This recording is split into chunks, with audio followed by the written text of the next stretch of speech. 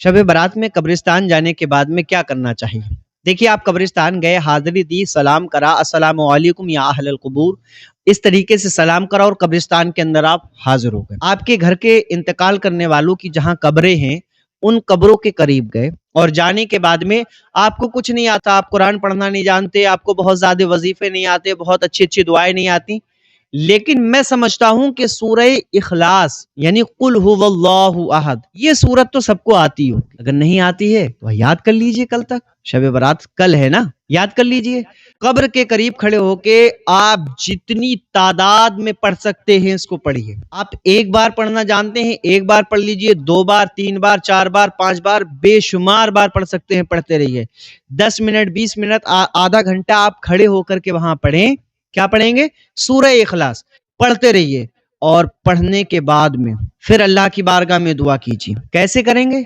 या अल्लाह, ये जो मैंने पढ़ा है इसमें अगर कोई गलती है तो तू इसको माफ फरमा। अच्छा, इसको घर पे औरतें पढ़ सकती हैं। अगर वो औरतें कब्रिस्तान नहीं जा सकती तो उनको चाहिए कि वो घर पे पढ़ लें। वो घर पे पढ़ करके फिर इस तरीके से सवाब बख्श दें। सवाब कैसे बख्शना? या अल्लाह, इसमें जो मैंने पढ़ा है कोई खामी गलती हो तो माफ फरमा, और तू इसमें जो सबाब अता फरमाने वाला है वो सबाब हमारे घर से इंतकाल करने वाले हमारे मरहूम वालिद की रूह को पेश करता हूँ, इसको कबूल फरमा ले। हमारे दादा की रूह को हम पेश करते हैं, कबूल फरमा ले।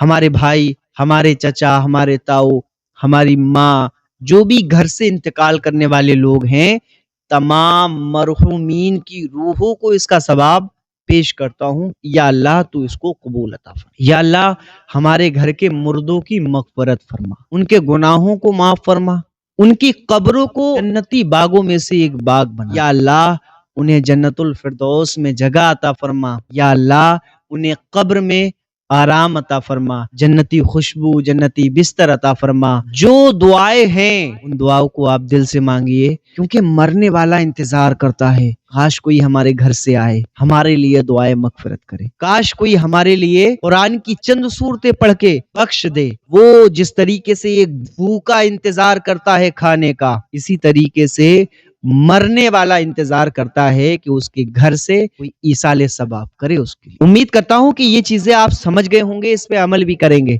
इंशाअल्लाह। तो शब बारात कल है 3 फरवरी को, और उसकी रहमत बरकतें हमें और आपको खूब खूब लूटनी है और दुआएं करनी है, वजीफे करने हैं। अगर आपको जानना चाहते हैं तो आप कमेंट कर दीजिए, और ये हमारा नया चैनल है, इसको सब्सक्राइब कर लीजिए।